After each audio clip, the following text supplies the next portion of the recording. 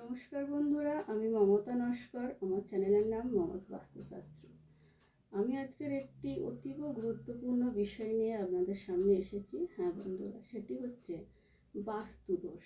বাস্তুদোষ আসলে কিভাবে হয়? এই বাস্তুদোষ থাকার জন্য আমাদের কিন্তু নানান সমস্যার সম্মুখীন হতে হয়। আমরা অনেকে জানি, আবার অনেকে জানি না।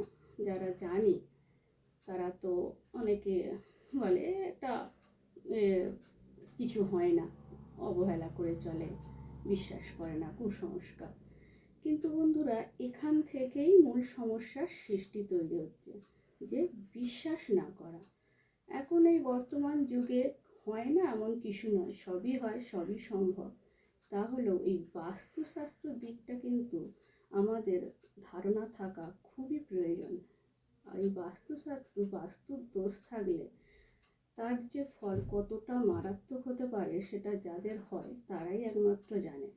হ্যাঁ বন্ধুরা, এই সম্বন্ধে বলতে গেলে বলতে হয় অনেক ঘটনায়, কিন্তু একটা ভিডিওর মধ্যে তো এটা সম্ভব নয় সব কথা তুলে ধরা। কিন্তু যেটুখানি সম্ভব সেটা বলি বন্ধুরা।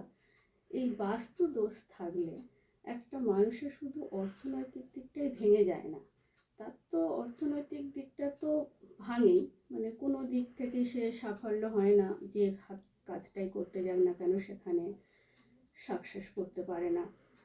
আপনার চাকরির ক্ষেত্রে বলি, চাকরি যদি হচ্ছে কিন্তু সেটা অনেক সমস্যার সম্মুখীন হতে হচ্ছে, বারবার তাকে ফিরে আসতে হচ্ছে। তারপরেও যদি সেখানে চাকরি কিছু হয়ে যায়, সেখানে পদোন্নতি, প্রমোশন হচ্ছে না, এই ধরনের নানান সমস্যা, জীবনে নানান নিজেদের মধ্যে কোলাহল, বিচ্ছেদ, এই ধরনের আরও অনেক সমস্যার সম্মুখীন হতে হয় মানুষকে। শুধু এই সমস্যাই নয়, আমার দেখা, আমি দুটো সমস্যার কথা এখানেও একটু বলতে চাই। আমার ছোটোবেলার ঘটনা। আমি খুব কাছ থেকে দেখেছি এমন দুজন, আমার মানে খুব কাছের, মানে আমাদের পাড়ার মধ্যেই।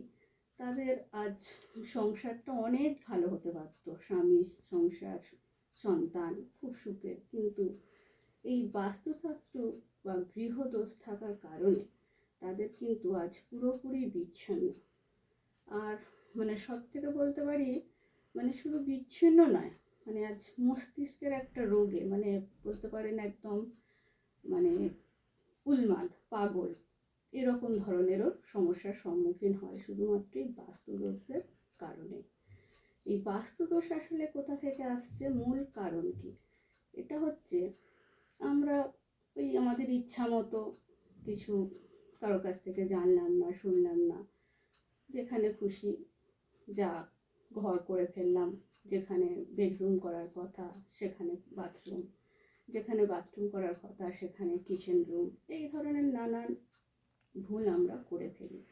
কিন্তু বন্ধুরা, তাই আমি বলবো যে আমরা ঘর যখন আমাদেরটা করব কোনো বাস্তুর মধ্যে, অবশ্যই আমরা বাস্তু বিশেষজ্ঞর মতামত নেব।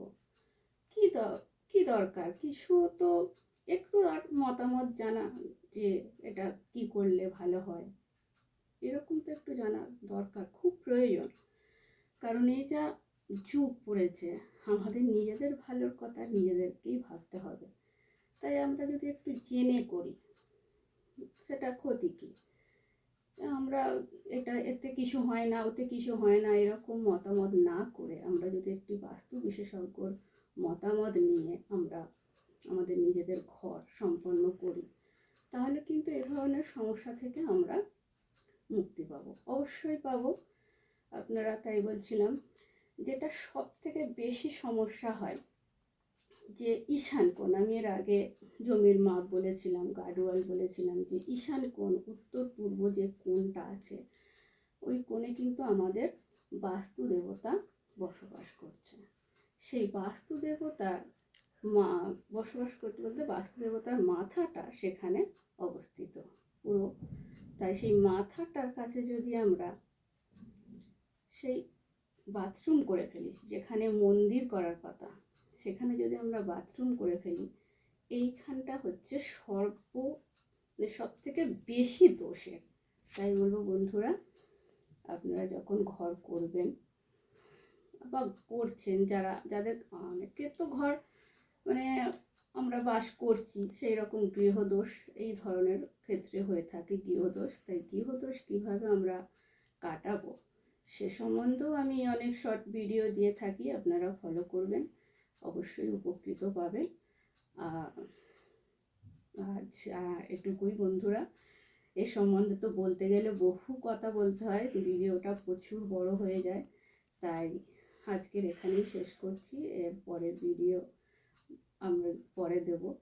তাই বাস্তুশাস্ত্র সম্বন্ধে যদি আরও জানতে চান অবশ্যই আমার চ্যানেলটা সাবস্ক্রাইব করে রাখবেন, বেশি করে মানুষকে শেয়ার করবেন, আর ভিডিওটি ভালো লাগলে অবশ্যই একটি লাইক দেবেন। নমস্কার।